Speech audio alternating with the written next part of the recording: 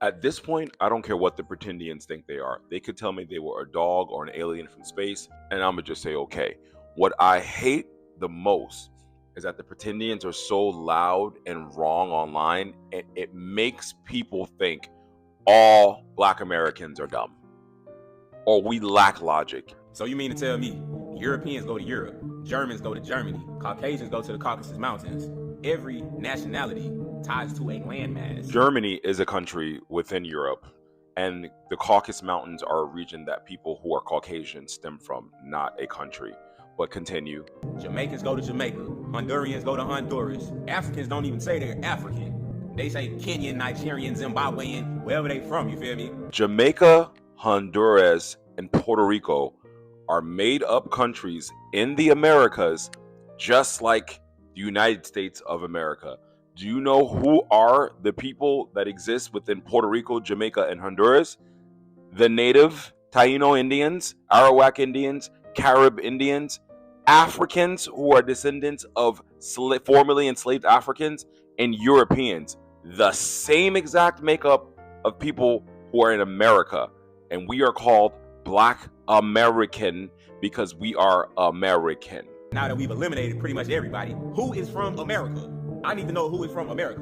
Now they got this one nationality that got their name changed like 4 or 5 times, from Negro, colored, African American, Black, and nobody stopped to question why none of these names tied to a landmass. Can someone please point out on the map, where is Negro kin?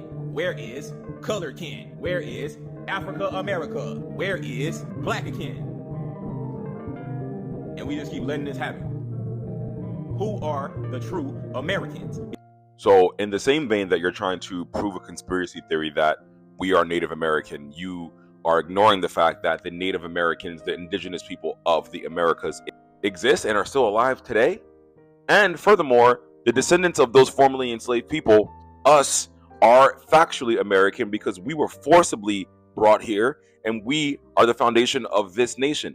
You can give Puerto Ricans, Jamaicans, and Honduras and think that their people are from there, but they exist the same way we do. Do you see how the logic is fucking crazy to me? But he keeps going. All the people that look like me, we got our names changed like 50,000 times, and nobody ever said. Nobody keep giving us names that don't even tie to a landmass. Who are the true Americans?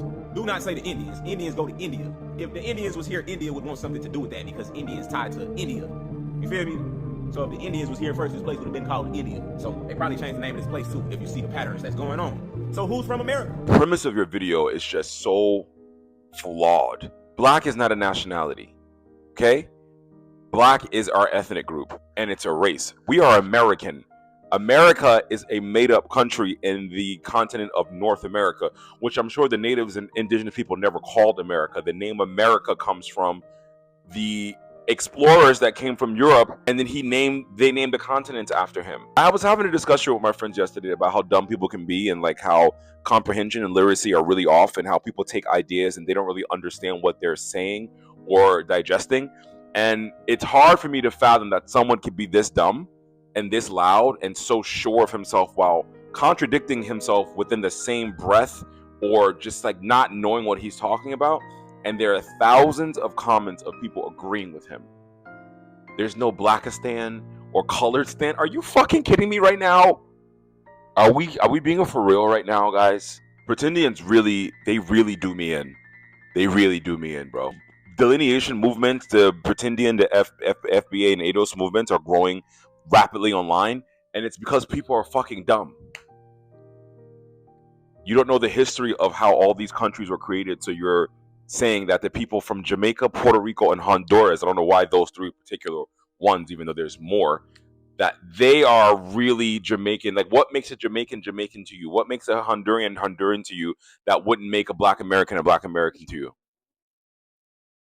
Do you know why Black is a thing here? Because we're one of the few countries where we're a minority, a true minority. The countries in the Caribbean are majority Black places. The United States of America and Brazil have the most descendants of slaves. And in both countries, there are names for Black people in both countries. Just because you're not aware of it doesn't make us any less American more than it makes them any less Brazilian. Oh man, it's happy. Every time I hear somebody say that Black Americans have no culture, I think. You're the reason why people keep on asking this question, because you don't even know how to answer this question. When asked what is Black American culture, you need to actually show Black American culture. Like they do in Louisiana, for example, they have actual Black American culture. But you coming out here showing a plate of food and some dude with a radio. What does that have to do with anything? Let's go with the plate. On your plate, you have collard greens. Africans also have collard greens. It is cooked the exact same way. In Congo, for example, we call it ndunda.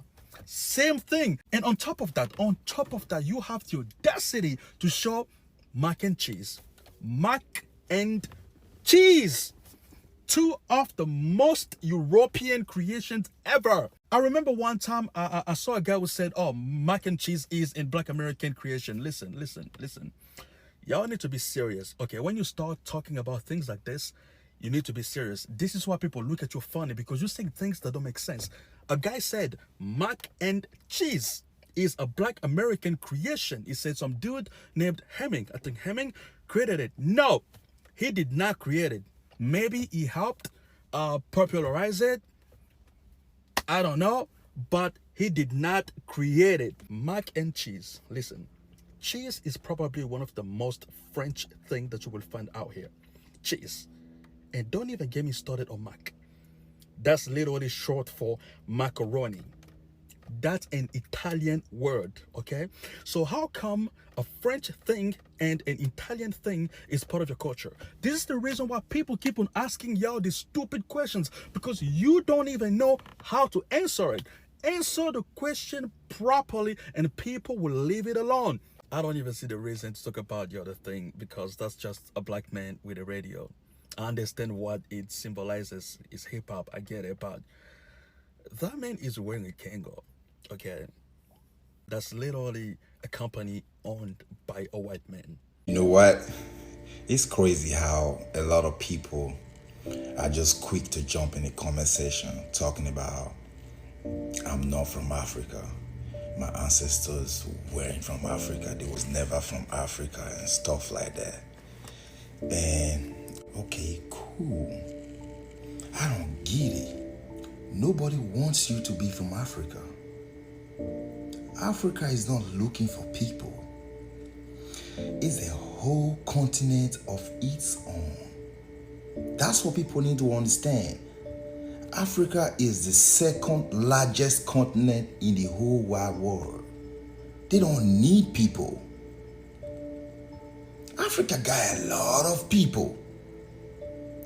Do you know how many Africans live outside Africa? We're not talking about the populations of Africans in Africa now. We're talking about the populations of Africans outside the shores of Africa. Bro, we big, we large. We don't need people, we don't need you. You don't have to be part of us. Nobody really needs you. But at the end of the day, we only trying to connect with y'all because y'all just black like us. Because we know we black. That's the connection. Nobody wants you. Nobody needs you. Nobody's begging you to come be a part of Africa. Africa is straight on its own. We got enough people. Like when I say people, I mean strong people, real-time people, not some weak-ass people. We got real men over there. Men that don't move by emotions. Logical men that actually know how to think. That have experienced what is called life. When I say life, I mean life. Not the fake one, the real one. So, we don't need people. We don't need you. You don't have to be an African. You can be whatever you want to be. But guess what? You need to stop spreading your emotions everywhere. Jumping into people's posts complaining that you're not from Africa. Nobody asked you where you're from. Nobody's actually talking to you. But it's talking to you, bro. You don't have to be from Africa. Africans are fine with that. Y'all don't have to be African. Y'all don't have to be, you can decide that you're not even black. That's all up to you. But guess what? Time never lies. That's just it. So we just leave it to time. You do what you do. You do what you think is best for you, and let's leave it to time. We're still around. You not black, you not from Africa, you don't want to be associated with Africa. You some type of black from somewhere, maybe from the moon or from outer space. Okay, cool. Mr. King Kong, Mr. I don't have a home, Mr. I'm from nowhere, Mr. I just appear here on earth. It's all good. We straight back over there in Africa. We don't need people. Stop complaining and stop spreading your emotions on the social media as if Africa is looking for people. Africa is not looking for people. We're the second largest continent in the world. We got people, we got folks, we got strong people. Recognize that.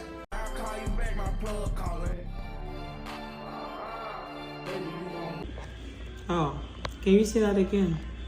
Black American Stylist. Do you have any Black American stylists there? Yes. That I can get my hair braided? Yes, I do. But Okay. you won't be uncomfortable being around others that are not Black American stylists? I mean, You're fine? I only allow Black Americans to touch my hair. I'm sorry. Okay. Okay, yeah. Unfortunately, ma'am, this just may not be the shop for you because we don't discriminate like that. So yeah. Well, if I want a white person to touch my hair, I go to a white stylist. Yeah. Well, this is. Touch my hair, I want Yeah, a you're. white stylist. No, that's not discrimination, please. That's a person of choice. Yeah. So I just wouldn't So go you to an don't have African it, you don't braiding support shop the then. You don't hire Black Americans there? Yeah, but we don't Exactly, yes or no? discriminate. Thank you though Do for you hire calling. Black Americans? We appreciate you. Okay, I just want to All know, right. honey. Thank you very much. They're already starting. Are you laughing or crying? Oh my God! No, I'm laughing. Is she serious? Yes, we are. You have to come and apply. You can have. Let me clear this up. I've been watching some TikTok videos about Black Americans going around claiming that they're the real Native Americans and that the real Native Americans are fake and that they stole our culture. Now you guys, y'all know damn well that is not true. Yes, some of us have Native ancestry. Yes, some Native Americans did enslave Africans. And yes, we all know that history is messy as hell. But we know for sure that this is not true. There's no proof. There's no language. There's no documents. There's no DNA that proves that we were here first. You guys are actually going around erasing Native American culture. Why? To feel rooted in your own? Going around erasing someone else's identity to feel good about our own is not cool. That kind of happened to us. Black people, you guys are beautiful. We are mixed people. We are African. We're European. Some of us have native blood.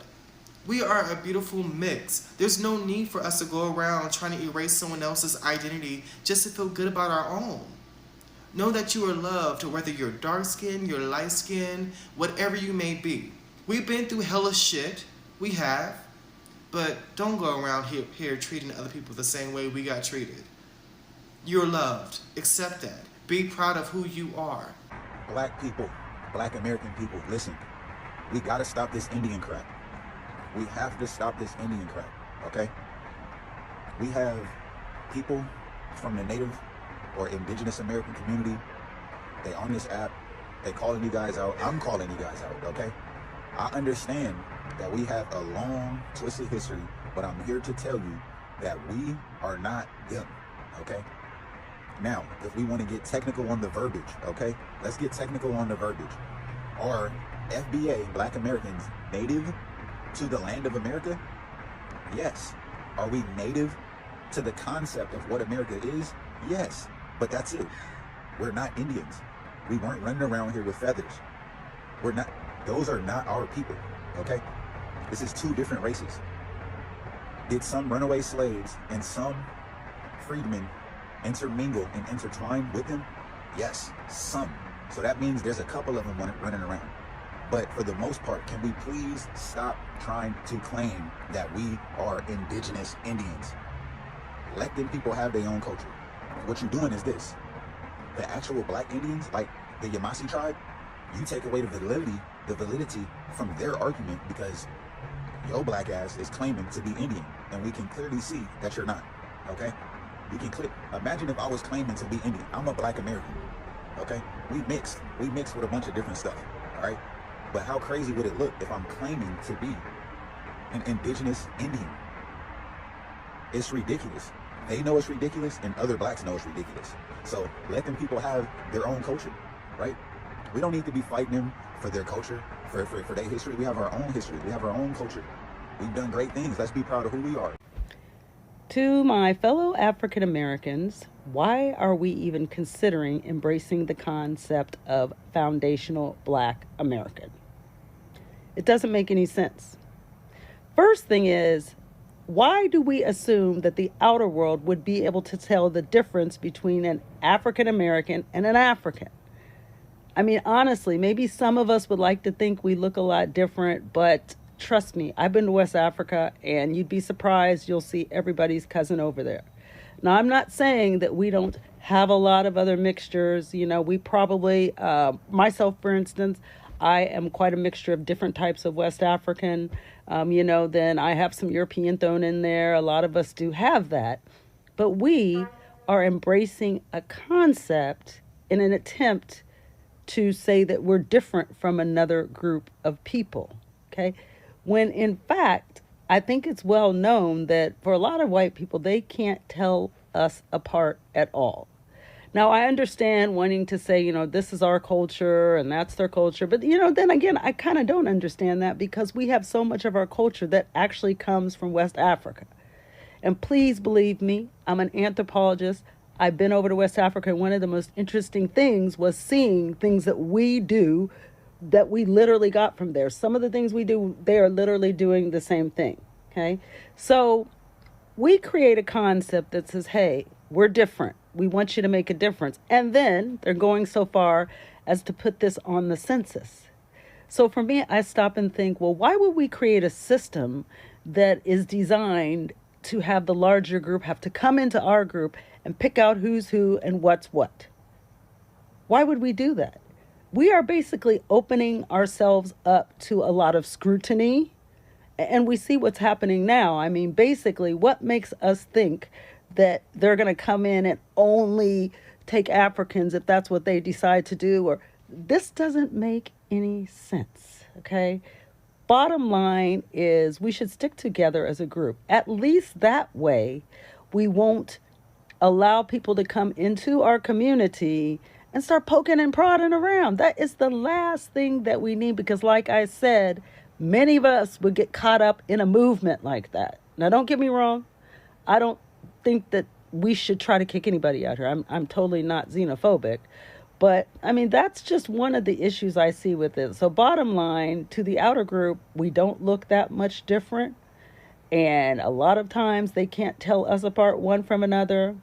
And if we really think that if a movement gets started to start, taking people out of here, deciding who should stay, who should go, there's no way to tell that. I mean, half of us don't even carry our driver's license and our IDs around.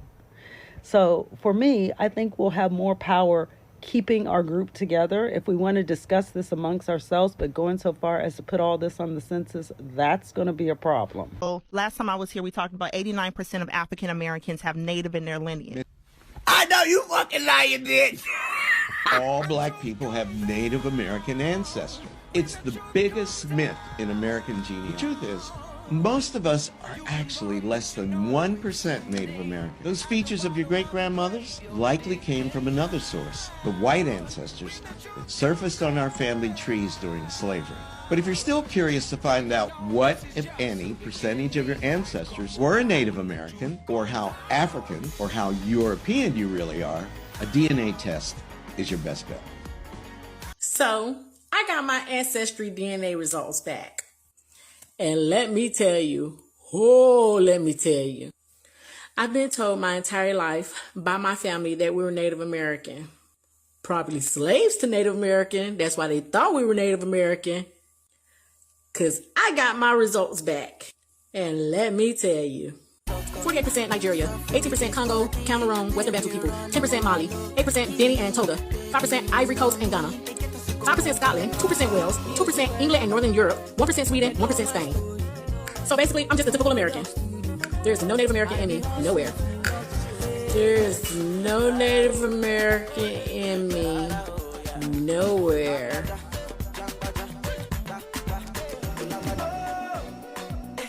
You're immigrant here. This is our land. We are the true owners. We are the original Jamaicans, the original Cubans, the original Dominicans and Haitians, the original Puerto Ricans. We are the indigenous people of the Caribbean.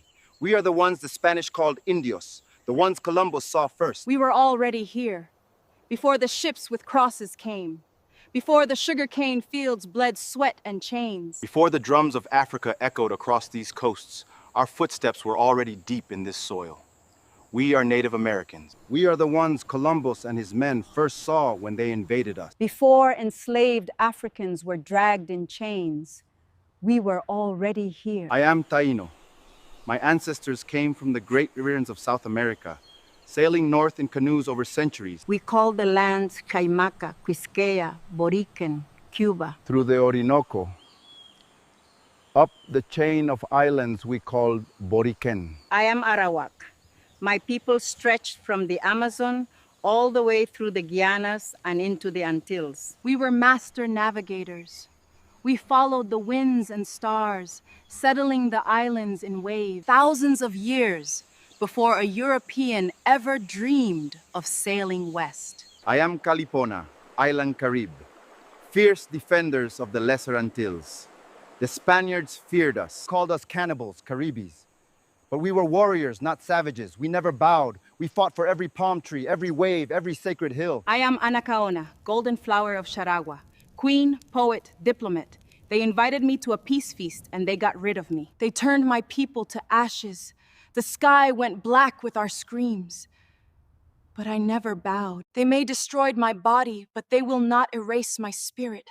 I sang with my last breath. Golden flower, they called me. And still I bloom. I am Hatuey. They took my land in Cuba. So I gathered my people and fled to Quisqueya. They come with a god of greed in their mouths and swords in their hands. I battled them. With fire and stone and will. They captured me and tied me to a stake. A priest offered me baptism, promised heaven. I asked, "Are there Spaniards in your heaven?" He said, "Yes." I replied, "Then I'd rather go to hell." They destroyed my body. But as the first freedom fighter of the Americas, I am Enriquillo, born of noble Taino blood, grandson of Anacaona. I was baptized by the cross, but they took my wife. They broke every promise, so I rose with horse, spear, and flame. Until they begged me for peace, forced them to sign a treaty, recognizing the freedom of my people. 13 years of rebellion, horse against horse, steel against steel. They couldn't defeat me. And today a statue of me stands in the Dominican Republic as a promise of freedom to my people from the shackles of colonialism. The Spanish wrote our skin was copper brown, our hair long and black, our bodies painted in sacred dyes. DNA whispers that we are of the same root as the South American peoples. We suffered genocide. Not just death, but erasure. Over 3 million of us lived in the Caribbean when the Spanish, French, and Dutch and English came.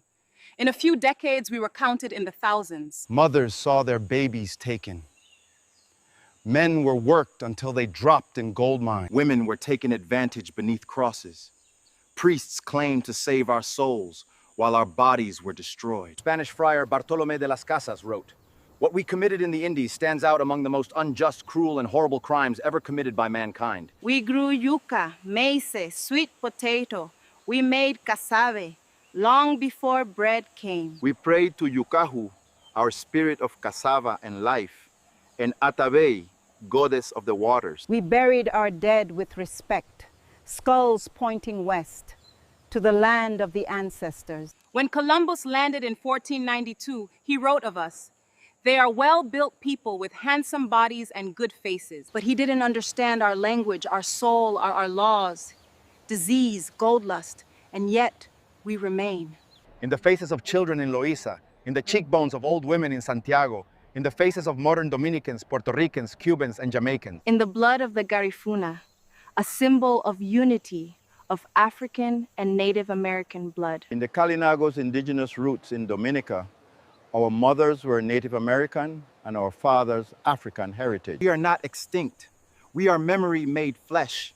We are your grandmother's cheekbones, your great uncle's eyes. We are the indigenous people of the Caribbean. We are the ones the Spanish called... What is African culture? You wash your kid's head in cow pee. You know, I see a lot of Africans, they bend their head under cows and let cows piss on their head. Y'all don't even live past 35. The oldest African in Africa right now is probably 42. How many countries in Africa? 107? Not one of them are ran by Africans. The smartest person in Africa lives in Burkina Faso. Y'all don't have a culture. White people told y'all what y'all culture is. What is the culture? Bro, let me educate you. Every culture starts from a language, a tribe. Every tribe have a language. What is it? Apart from English, what other language do Americans speak? The Black Americans. The Mexicans in America speak Spanish. They have something they speak outside English. The Asians, the Chinese, everybody speak their language outside English. What do you speak? What is the trace of your culture you're talking about? What is the American culture? I want to know, what is the Black American culture?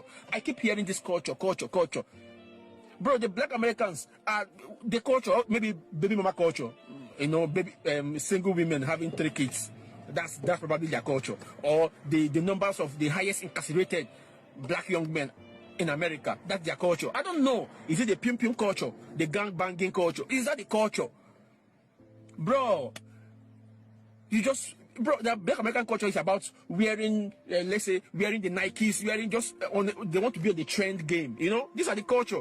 But I don't know why the Black Americans feel like they should be the center of Black people around the world, or they should be the face of Black people around the world. Why? Bro, you can have your face. See, you don't even have to declare yourself that you are not African, you are not African American. Bro, nobody give a flying damn about what you think about yourself. That's your own opinion and your own mentality, your own narrative of everything, how you are. That nobody cares. But bringing all your fights about Africa, bro, I don't get it. You talk about culture every time. What is the culture? I want to know. Genuinely, I'm asking. The hip hop.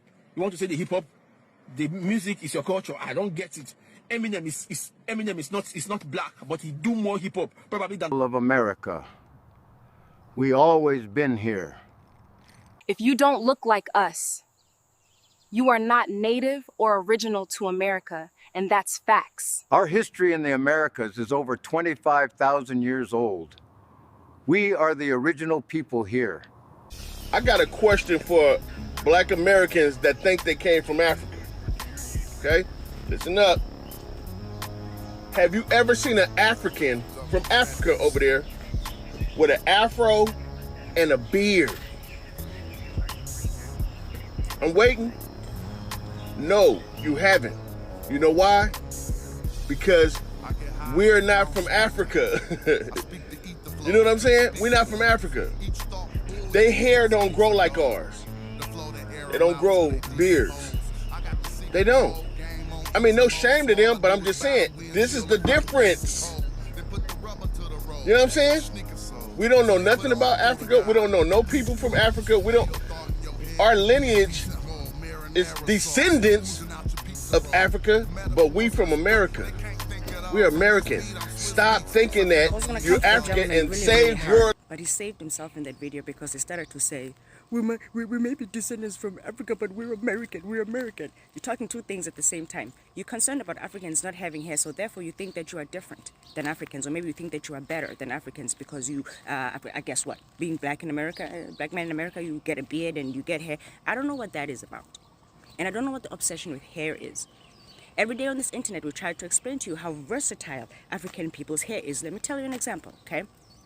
Hair in the East is not looked at in the way as hair is in the West. In the West, Your obsession with hair is hair that is closer to whiteness. It has to be long. It has to be flowy. It cannot be this. The West does not like this. Okay? In the East, it's not like that. We actually value our hair over here. Not only do we value our hair, we actually don't care if we don't have hair, men and women. Okay? You can find a tribe that's not into long hair, but you can also find tribes that are obsessed with having long hair. Okay, these are practices. You put something in your hair to make it turn into that, but naturally our hair is going to be like this. When colonizers came to Africa, if they found a tribe that looked like this, right, they would go on and make and write books and say, well, those people are different from these people. It's not the same people. Please peep the hairstyle. Okay, Africans are the masters of hairstyles. This right here, this is hair mastery. Okay, don't come to us with long, straight, easy, manageable working hair thinking that you're doing something. This is where it's at right here. No one else can make hairstyles like this. And that's because our hair is versatile. So when colonizers get to Africa, they see different groups of Africans. They're like, oh, this one's different, that one's different, that one's different. And they do that because they didn't understand that each tribe can focus solely on having one hairstyle, manipulating their hair, making it what they want to make it. It doesn't mean that that's naturally how their hair looks, right? You don't look at this lady and be like, whew, that hair looks like it's really straight and it's just put into that hairstyle. Her hair is not straight. Her hair is like this. We just know how to do different types of hairstyles. And so the obsession with hair in Africans is something that some people want to remove themselves with their closeness into being Africa, right? Even going back to this, okay? This is an optional hairstyle. This is a tribe, right? That's just how their women look. That woman is no different from me. But my culture, we just don't care to have that hairstyle, okay? We just like to leave our hair like this. Does this look like someone who doesn't have hair to you? Does it really look like someone who comes from a culture where there's no hair? None of that is fake. That's all hairstyle manipulation, butters, and whatever they were using. So back to the gentleman who's so obsessed with Africans not having hair. What you're not understanding is that you are living white. You live in a white world. You forget that when white people came to Africa and they saw those hairstyles, they called them dirty.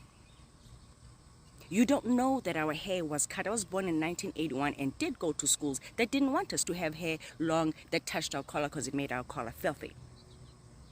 African hair history is not something to be played with, okay? If you want to be Indian, be Indian. Just leave us out of it. Because what we're not going to allow you to do is to consistently mystify our history as if our history is not already messed up from being whitewashed. And now you want to enter into here. Yes, your hair texture in America, being black, may be a little bit different from mine. Yes, because you guys are mixed with the Indians, you mixed with the white people in America. But your black African features are still out there. They're strong. That's why the world knows that you and I are related. It doesn't matter that you think that you are part of some Indian. That's fine. Your great-great-grandfather could have been Indian. You could have, have some biracial Indian stuff. That's fine.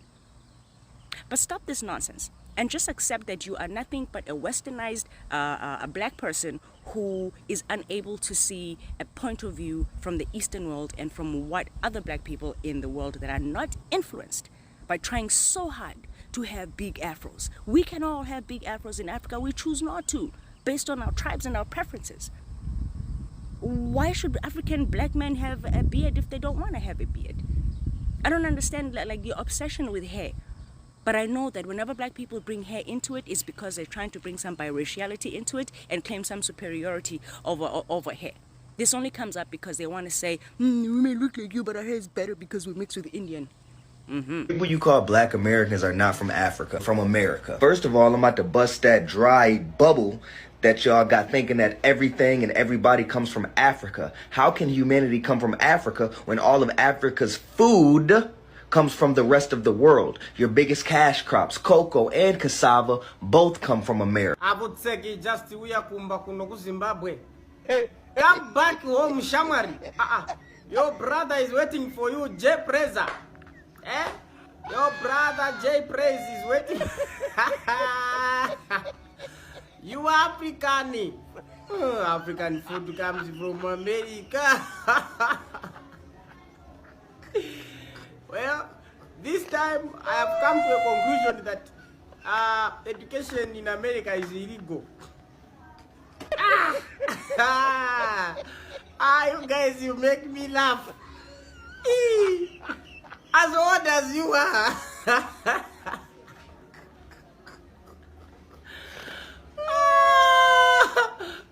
My guys, no.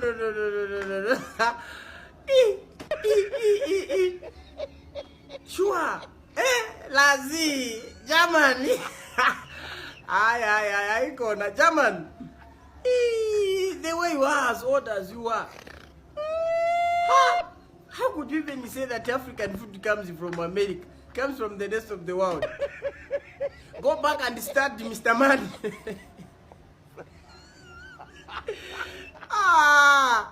American, please teach your people well.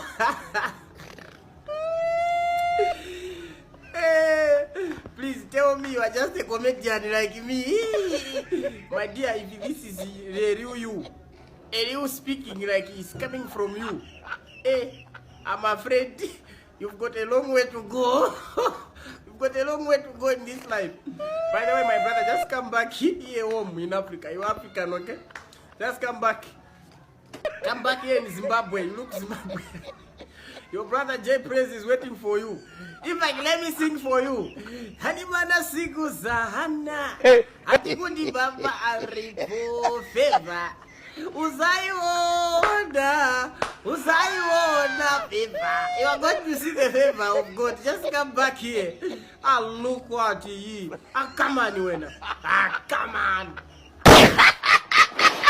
Don't call me African American no more. Oh, I'm so sick of that right now. Contrary to popular belief, I have to say it, most Africans don't even like American blacks. And if you're in here, take this back to the tribe, damn it. They think they're smarter than us. They think that we are beneath them. They always try to tell our women in the United States that they're a prince or a king back in their country. Like, shut the hell up. You live on 100 Avenue. Don't nobody care if your giraffe roll on doves. But you ever notice when you listen to African music, it gets in your soul. You start to hear the drums, you can't help but start moving. But there's always like 4 or 5 of them always singing. And the lead singer come out that little stupid smile on his face. Wanamayana. Stop making me laugh, y'all. Come on. Wanamayana. Unamoyina. Then you always got this one you never see him. He be way off in the distance somewhere. The one with the high voice and all you hear,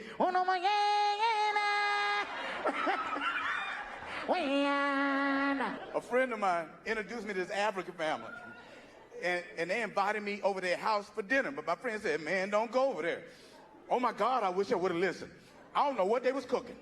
It smelled like they had just killed it right before I pulled up and stuck it in the pot with the ass out. I didn't even mean to curse when I walked in. I just walked in the house. Hey, what the fuck are y'all cooking? It smelled like monkey ass in here.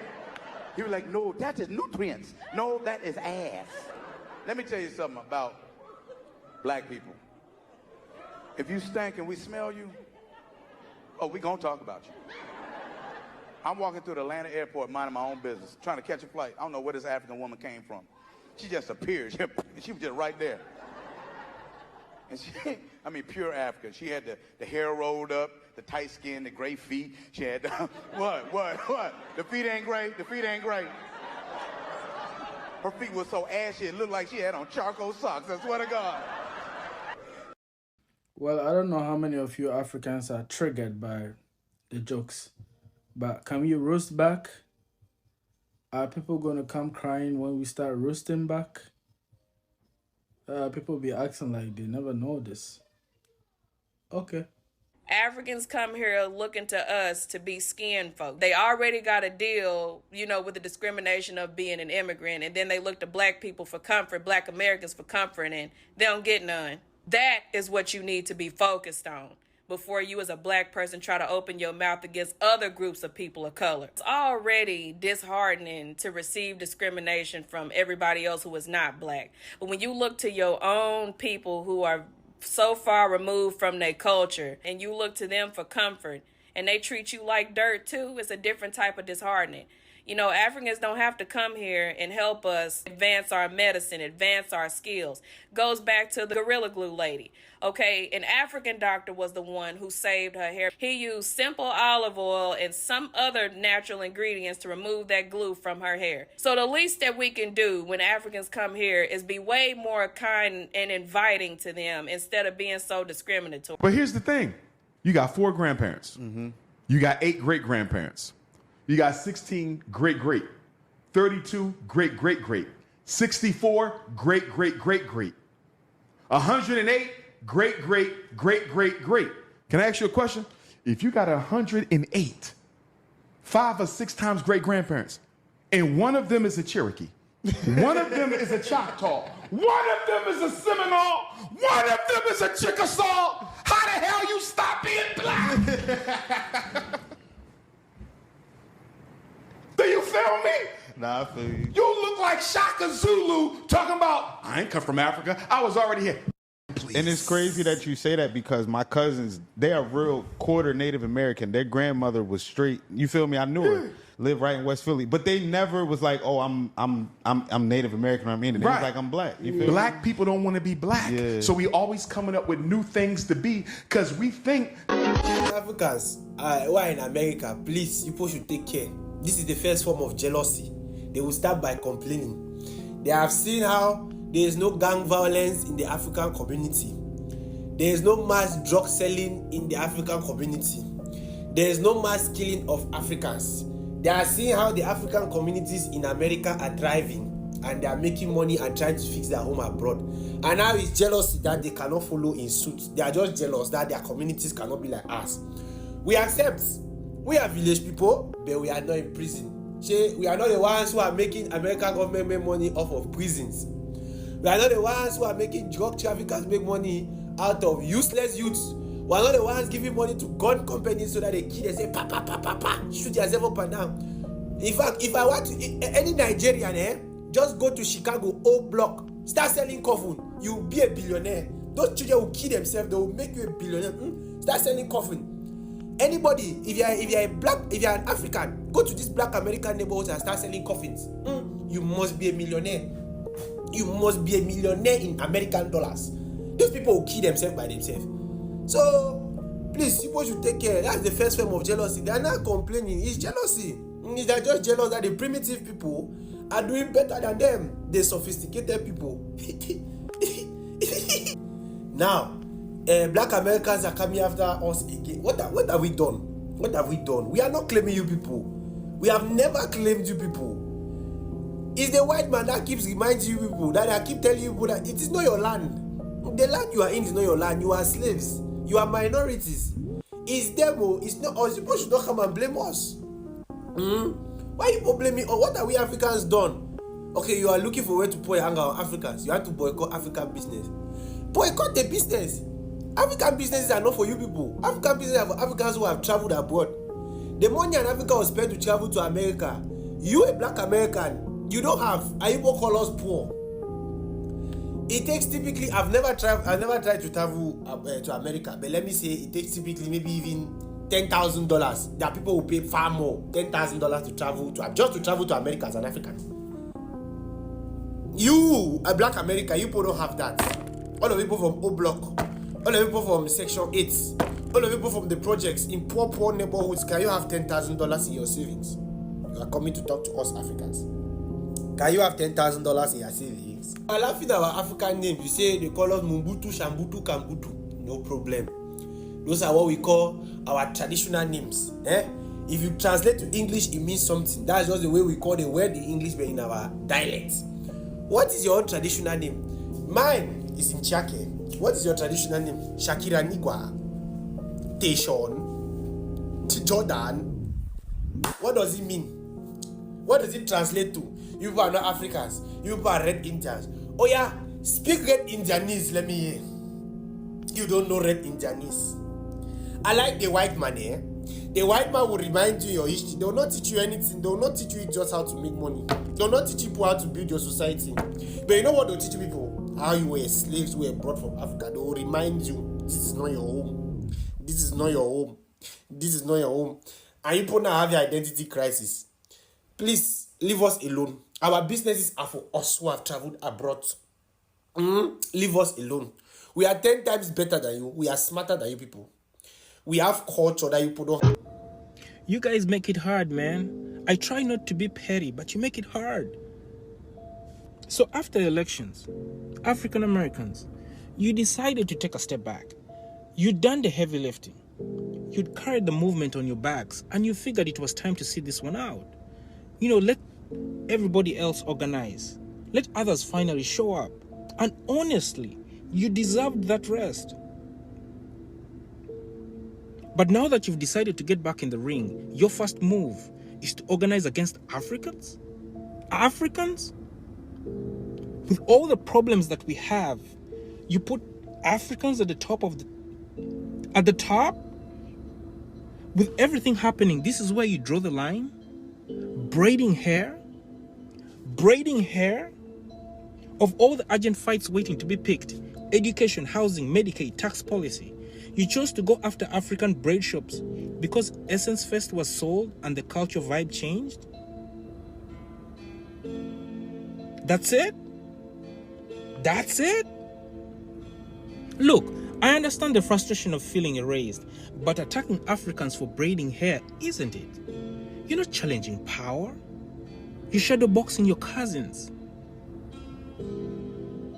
Let me tell you something, as someone who tries to build unity in this big fragmented black tent of ours, you have no idea how hard it is to get black folks to organize around solutions. But it never fails. When it's time to turn on each other, the organizing is swift, coordinated, and precise. It's impressive and devastating. And here's what you're forgetting. The enemy is watching. They're watching us broadcast exactly what triggers us. They're watching us create a public manual on how to divide us. They don't even have to try anymore. They're doing this. We are doing the surveillance and sabotage ourselves. And what are we broadcasting right now? Hair, festivals, braiding salons. Why are you wasting our time? Do you know how small that sounds compared to what's coming? In the next 5 years, due to tax cuts and deregulation, the black community is projected to lose over 200 million in generational wealth. Gone. And we're talking about braiding hair. Medicaid cuts alone will cost 15,000 black lives per year. 15,000 black lives are going to be lost per year. That's not a metaphor. That's your auntie, your uncle, your child. And we're talking about braiding hair. And you want me to join a boycott over who's braiding whose hair? Let me be clear. No African is losing sleep over your braids. Go read the comment section if you need proof. We're not plotting to steal your culture hairstyles. We're building salons to survive. We're hustling in your neighborhoods to make rent and pay school fees back home. You think we're sitting around bitter over hairstyle? Have you met Africans before? Listen to me. Go out to the streets and pick a real fight. Go out there in the streets and pick a real fight. You want a war? Fine. But don't waste your ammunition on your own family. Fight for healthcare. Fight for school lunch programs. Fight for the next redistricting map. Fight for that 10th of black wealth that's quietly being erased from beneath our feet. There are real fights out there. Nobody cares about braiding hair. Because here's the truth. The world is burning around us. And you guys are arguing over who gets to braid the ashes. Nobody cares about braiding hair. Let me tell you something about genius. Not the kind we celebrate, the kind we suffer under. Because colonization wasn't just brutal. It was brilliantly engineered. And one of its most effective tools, a bicycle wheel. Stay with me, stay with me. Now, I want you to imagine a bicycle wheel. At the center, the hub, you know where you find the gears? Is where all the power lives.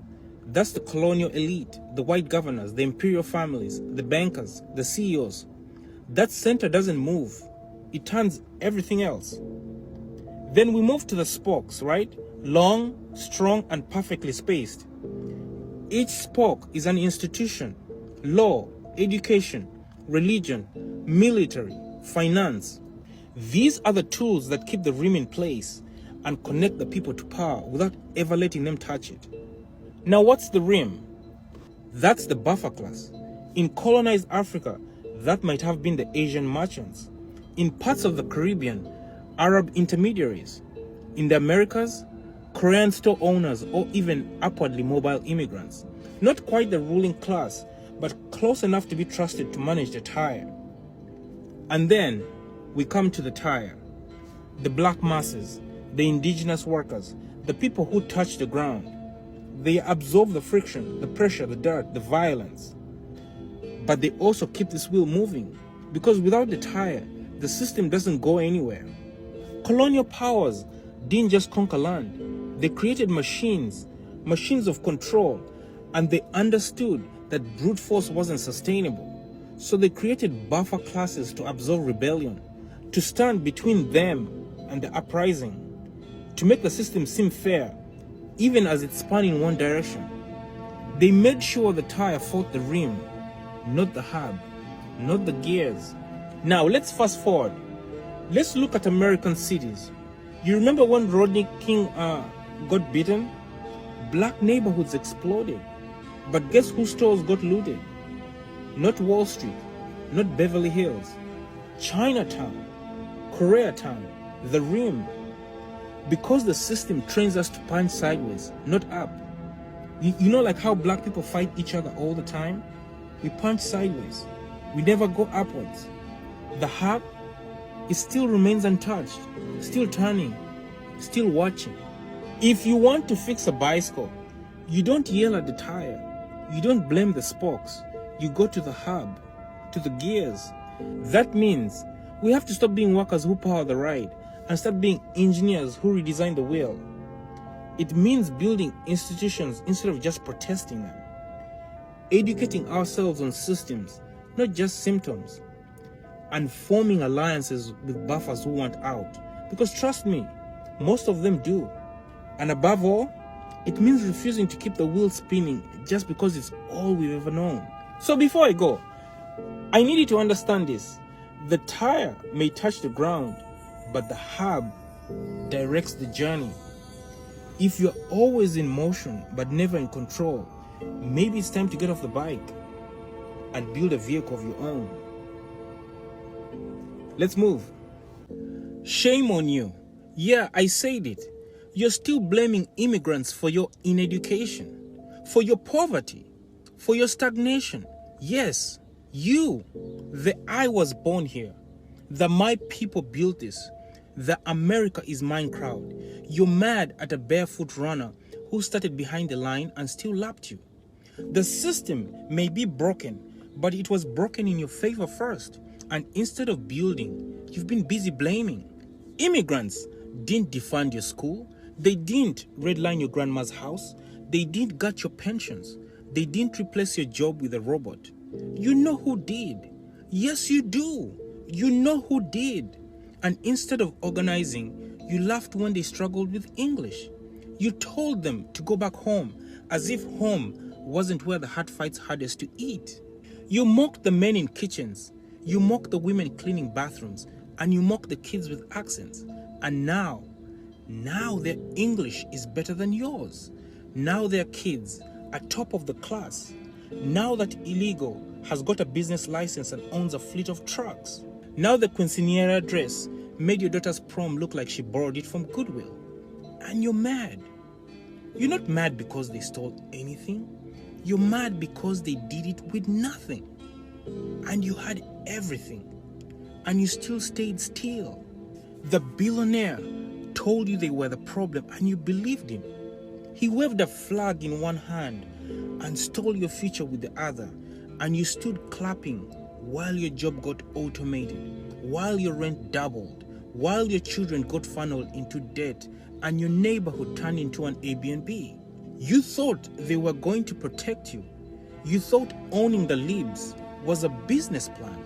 You thought deportation would give you a promotion. You thought watching buses full of immigrants get sent away meant your light bill would magically go down. Your politicians took $200 billion from your kids and your parents' health care to get rid of people that were contributing to the economy. So here's my question. Who is going to take care of your kids and your parents now? The irony is you just voted to rid of the people who are going to do it. Now you want pity. Now you want to be seen. Now you want justice. For what? What part of the game is this where the loser of the race gets a trophy just because he tripped over his own ego? Let me make this plain. You think removing them will make you win? Do you? Is that what you think? Listen closely. Taking someone out of the race doesn't put you ahead. It just makes the track emptier. You still have to run. You still have to train. And you still have to earn it. And here's the harsh truth. They never stopped running. The immigrants never stopped running. You did. So what now? You're gonna keep gatekeeping poverty like it's a legacy? You're gonna keep blaming people who brought nothing but fight? Or maybe you could finally turn inward and ask yourself, why do I watch 3 TV shows at once but can't budget my money? Why do I know the latest TikTok trend but not my credit score? Why do I clown others trying while I stay comfortable, not even trying at all? Because here's the part no one wants to say out loud. The system is designed to reward hustle, even in this broken empire, even in a country built on theft. Even when they don't want you to win, you still can. But you won't get there by blaming the bus boy who became your boss. You won't get there by cheering deportations like it's reparations. You want dignity? Then act like it. The immigrant isn't your enemy. Your inaction is. Your ego is. Your envy is. And if you don't fix that, guess what? You'll still be here next year, mad, broke, and still blaming the wrong damn people. Let's move.